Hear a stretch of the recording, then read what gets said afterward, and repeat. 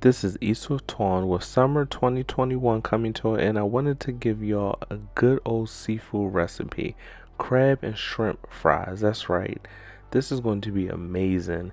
Look at that. We're going to have some shrimp, some lump crabs, some cheese, and we're making homemade french fries. This is going to be so fun. These are some of the ingredients you're going to need for the recipe, but before we get into the recipe, do not forget to subscribe to my channel, hit that notification bell so you can stay up to date with my recipes. Alright, so we have a clean and dry russet potato. You basically want to cut the potato the length of the potato. Then you're going to go ahead and turn it over. You want to cut it while it's flat on the surface to protect yourself so that way it doesn't move or wobble while you're cutting. You're going to cut them into slices just like that, and the slice can be as thick or as thin as you'll like, okay? Once you do that, you're going to take the slices that you just cut, and at that point, that's when you cut the slice into the french fries to your desired thickness, and it's that simple. If I didn't mention it earlier, I will have all of the ingredients and the measurements in the description box for you all to follow. Keep in mind, I only use 2 to 3 large russet potatoes for this recipe. It does make a lot of fries once you start slicing and dicing them up. And you see, it's easy, just like that. You know I got y'all. So look, this is pro tip 101. When you prepare your french fries, please put them in cold water to set them aside because they will turn brown if you just let them sit out. You will have to dry them later, but look, I told y'all. But anyway, we're going to go ahead and get our shrimp ready. These are clean and deveined shrimp, and then we're going to go ahead and season the shrimp because we're going to saute them later.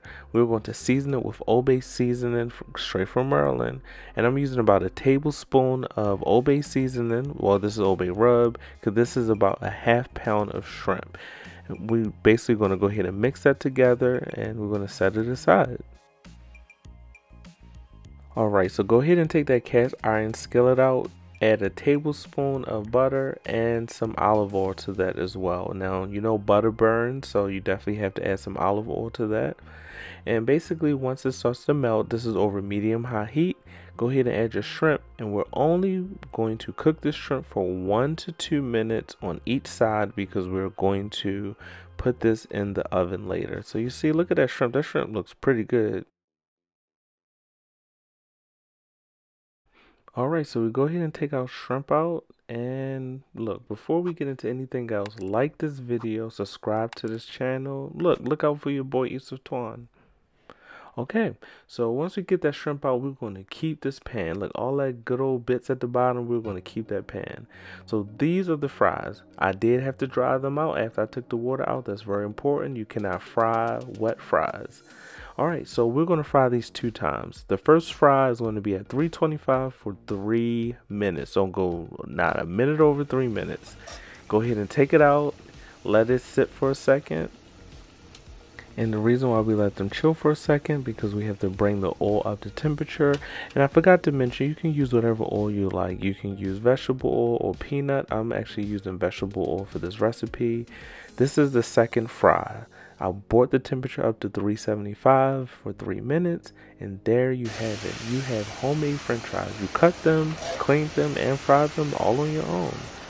But in true fashion, you have to season the french fries. So go ahead and add some salt to the french fries. That's all you're going to need, because remember, we still have to put all of the other ingredients together. Alright, after that's done, remember I told you guys to keep that pan, all those good bits. We're going to go ahead and put our french fries into that good old mixture that we made the shrimp in. So we're going to go ahead and put the french fries in that, just like that. And once we put all the fries in there, I am going to go ahead and add the crab meat. I have jumbo lump and regular lump crab meat, just kind of a mixture of the two. Same thing, but the lump makes it a little bit more fancy. Had to throw that in there. So I'll go ahead and add the regular lump to the french fries. Then I'm going to go ahead and layer it up with my shrimp, just like that. We are now at the home stretch. You just want to continue to layer up your french fries with the seafood, the crab meat, the shrimp. And once you do that, add whatever cheese you like. I'm using a mixed marble bag of cheese from the grocery store. Typically I would shred my own cheese, but for this recipe, pretty quick, so I just got the bag cheese. Layer it up. At that point, go ahead and add your lump crab. Now you can just use one kind of crab. I use lump to be a little fancy for y'all.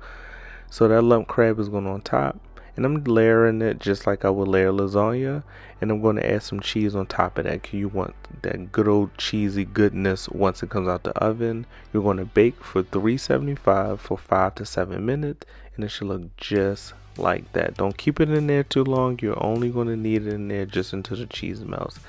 There you have it. You have your seafood french fries, or should I say crab and shrimp.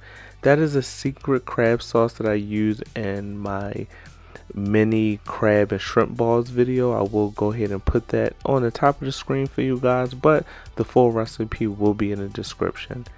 There you have it. You cut your own fries, you fried them, you did it from scratch. Super easy, fun. This is Easter's Twan. Thanks for watching, and I will catch you guys in the next video. Stay up.